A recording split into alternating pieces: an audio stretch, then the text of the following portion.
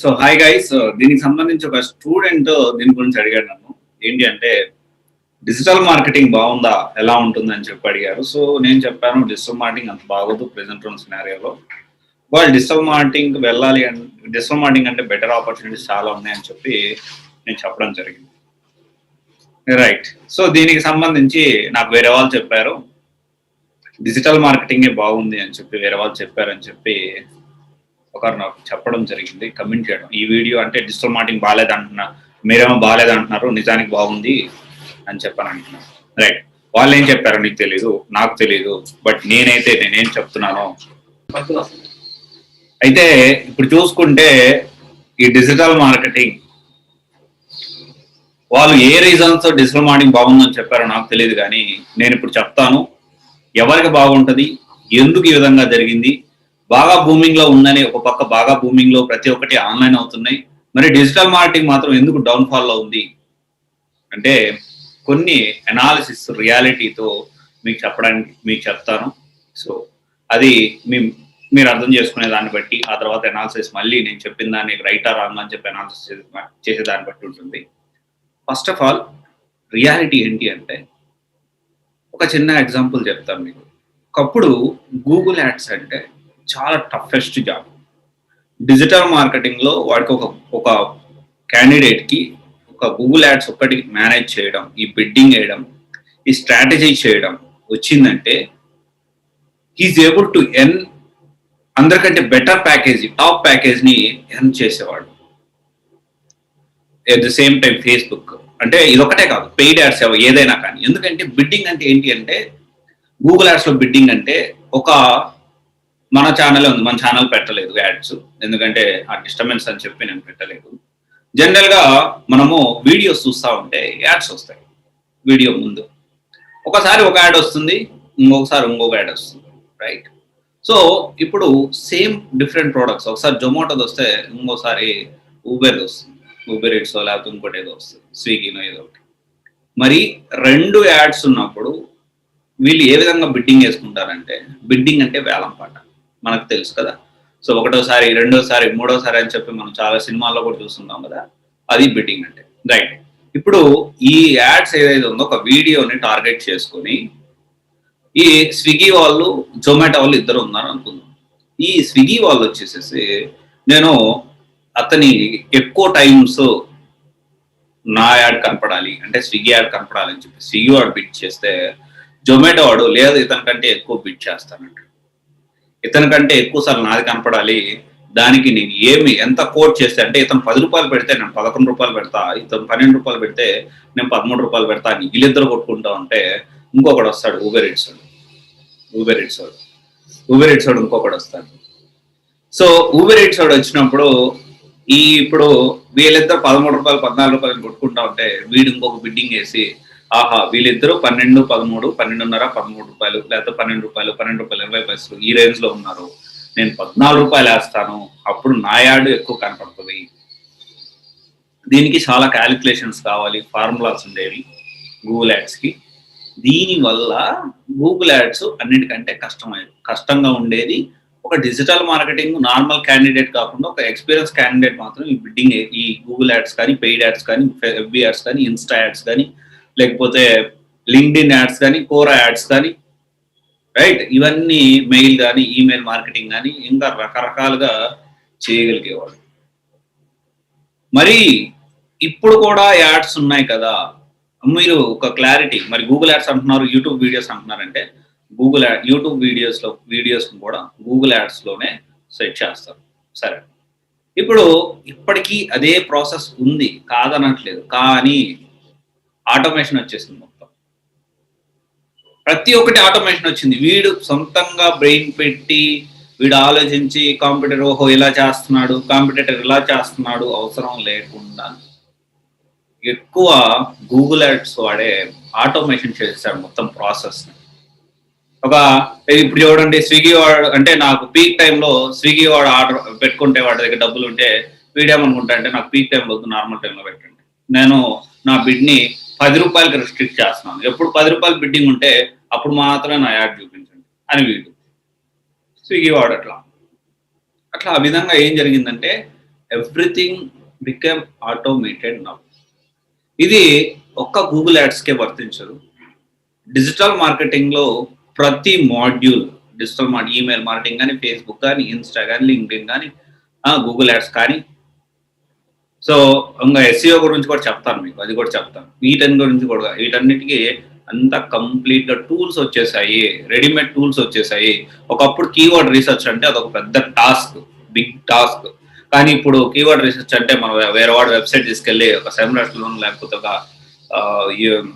ఏహెచ్ఆర్ఎఫ్ లోనో ఏహెచ్ఎఫ్ లోనో డైరెక్ట్ చేసినామంటే మొత్తం వాడు ఏమేమి కీవర్డ్స్, వాడు వెబ్సైట్ లో ఏమేమి కీవర్డ్స్ యూస్ చేస్తున్నాడు, ఎన్ని బ్యాక్ లింక్స్ ఉన్నాయి, ఎక్కడెక్కడ సబ్మిట్ చేశాడు, వాడు సైట్ ర్యాంక్ ఏంది, హెల్త్ ఎలా ఉంది, మొత్తం వచ్చేస్తుంది.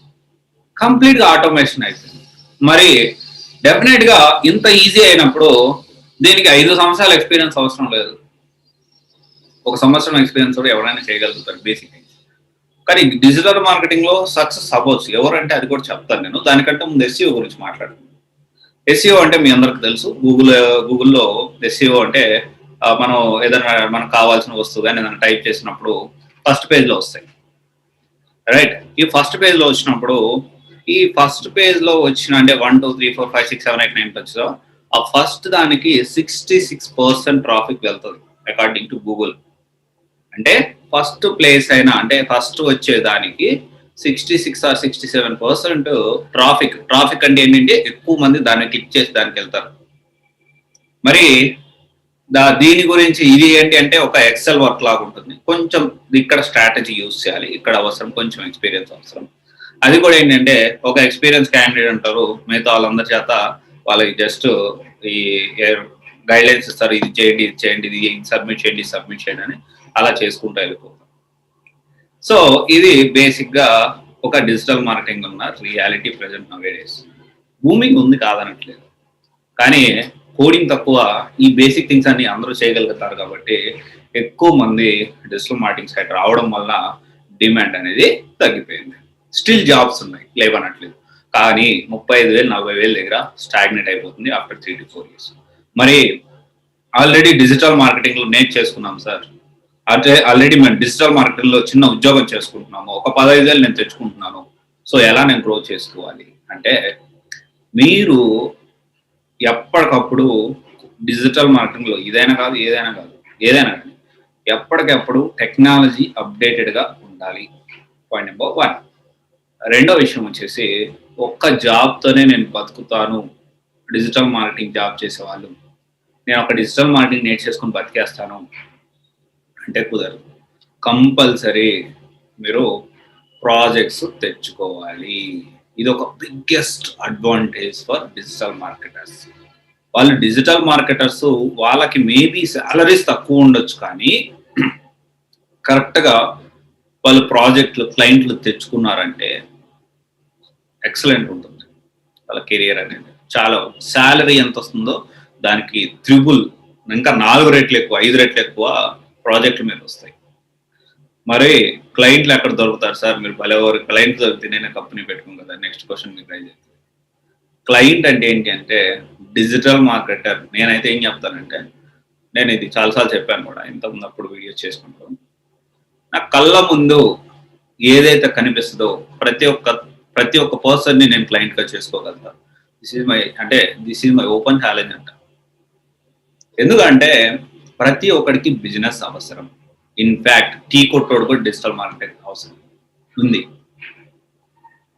వానికి ఒక ఫేస్బుక్, వానికి ఒక లొకేషన్, వానికి ఒక బ్రాండ్, మనకు ఒక లోగో క్రియేట్ చేసి, బ్రాండింగ్ క్రియేట్ చేసి ఇంకొక బ్రాంచ్ ఓపెన్ చేద్దాం. నీ కన్విన్సింగ్ స్కిల్ ఉంటుంది ఇక్కడ.